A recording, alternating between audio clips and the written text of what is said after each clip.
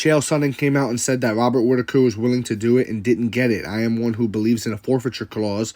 I believe that Whittaker just won. I believe we now have our fight. It's Pereira versus Whittaker, and Robert Whittaker could be the favorite. So I disagree with Chael on the second part of what he said, but the first part I agree with. I agree that Robert Whittaker deserves to be treated as though he just won. Paulo Costa is incredibly unprofessional, and I understand that the UFC does play these games, and they'll say, okay, sure, they'll book a fight trying to pressure someone into fighting.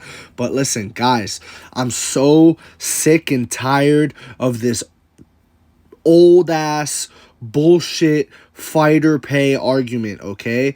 I'm tired of people looking at these fighters as in the arms of an angel.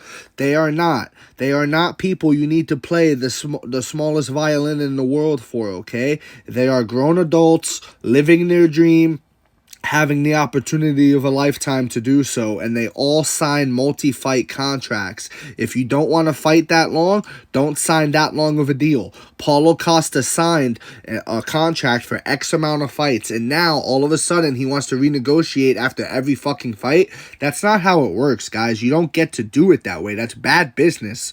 I don't know who taught these fighters business, but that's not how it works, and it's not how it should work either. So with that said, I'm going to move on to the part that I disagree with Chael about, because that's a whole nother video in itself, this stupid-ass fighter pay argument.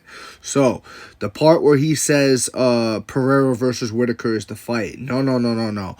We cannot jeopardize Alex Pereira versus Israel Adesanya 2 in MMA. That fight needs to stay intact. That is the fight. That's the fight we want to see. That's the fight that's going to have crazy amount of hype behind it, if Izzy can do it, if he can't.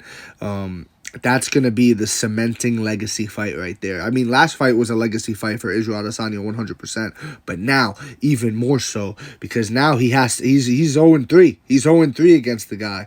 And all this talk about Israel being the greatest middleweight ever, you know, seems to be coming to an end. So that's the fight.